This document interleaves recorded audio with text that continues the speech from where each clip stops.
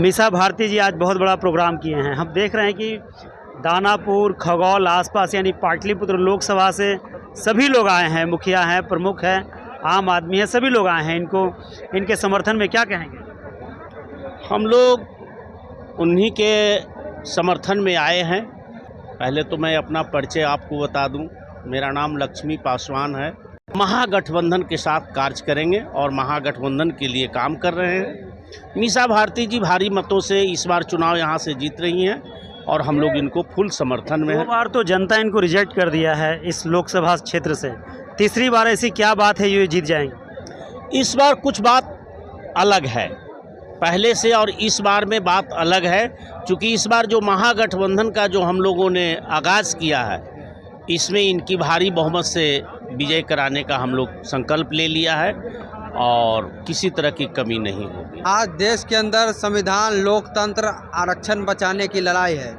Bharatiya Janata party 2024 में आ जाती है तो हमारी जो अमानता थी आज़ादी के पहले देश में, वही फिर से भारतीय जनता पार्टी देश में ला देगी इस बार आ गई सत्ता में। तो हम लोग खासकर शेड्यूल कास्ट और शेड्यूल ट्राइब की बात कर रहे हैं। जो बाबा साहब अम्बेडकर ने इस देश में हम लोग को आरक्षण दिया, हम लोग आरक्षण बचाने की लड़ाई में इस बार महागठबंधन के साथ है और इस बार महागठबंधन को सारा शेड्यूल कास्ट, शेड्यूल ट्राइब के समाज के लोग वोट देने जा रहे हैं और लोकतंत्र आरक्षण बचाने के लिए हम लोग इस बार वोट दे रहे हैं।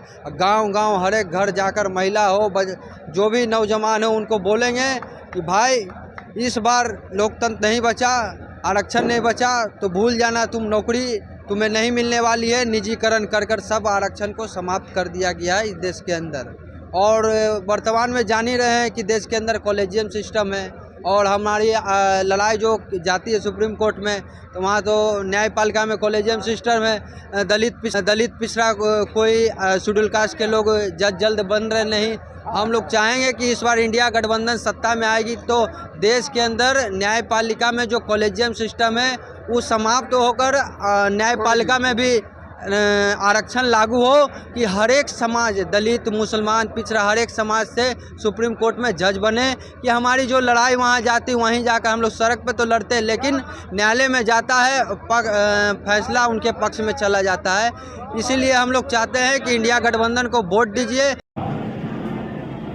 बहुत बहुत धन्यवाद। इतनी बड़ी सभा में राजनीति पर कुछ बोलने के लिए मुझे आमंत्रित किया गया है। मित्रों, सबसे पहले मैं आदरणीय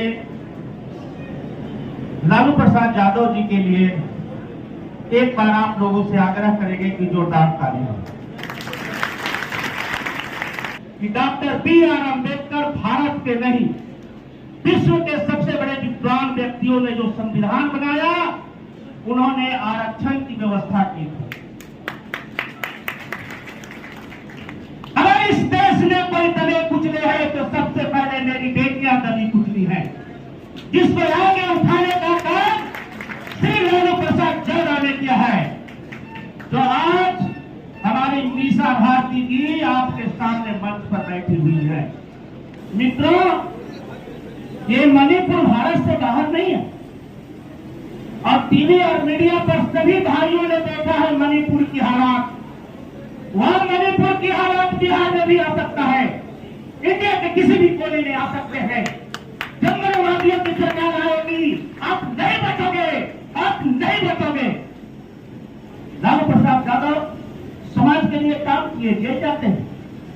झारखंड के सीएम समाज के लिए काम करते हैं, जेल जाते हैं। और इसी जगह गुंडागर्दी कर रहा है यूपी में, उत्तर प्रदेश में, कुछ उसको कर रहे हैं आप? कुछ नहीं कर रहे हैं। पासवान पर वाला उंगली उठता कि पासवान आप बेटी के साथ नहीं है। ये गलत फामियां पालना छोड़ दी। अगर इस तरह की गलत फामियां आपके अंदर है तो मैं फिर एक बार हृदय से कहता हूं कि दोस्तों, यह गलत फामियां छोड़ दीजिए।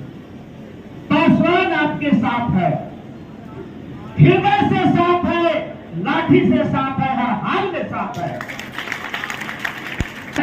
इस बार मीसा भारती की भारी मतों से चुनाव, चूंकि पासवान ये चिराग जो लंडा नाटकबाजी करने वाला, ड्रामाबाजी करने वाला आज तक रामविलास पासवान जी ने नहीं कहा कि मैं जानवर हूं। ये तो इतना बेहुदा आदमी है।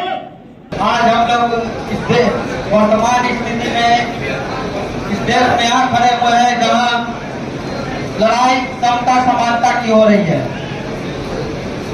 निजीकरण कर हमारे आरक्षण को समाप्त किया जा रहा है और देश के अंदर कॉलेजियम सिस्टम हावी है। और आप सभी से आग्रह है कि राजद उम्मीदवार मीसा दीदी को पाटलिपुत्रा लोकसभा क्षेत्र से हम लोग जीतकर सांसद भेजे और देश में इंडिया गठबंधन की सरकार हो, देश के अंदर निजी क्षेत्र में आरक्षण मिले, क्योंकि ये भारतीय जनता पार्टी हमारे आरक्षण को समाप्त कर रही है। एसटी ओबीसी समाज का आरक्षण खा रही है और निजीकरण करके देश के अंदर फिर से 200 वर्षों पहले जो असमानता पैदा थी देश के अंदर वही पैदा करना चाह रही है। कुछ पूंजीपति या कुछ विशेष वर्गों को हाथ में ये देश की कमान सौंप रही है। इसलिए आग्रह है आप सभी साथियों से कि हम लोग बढ़ चढ़ कर वोट दिलाने का काम करें और खासकर जो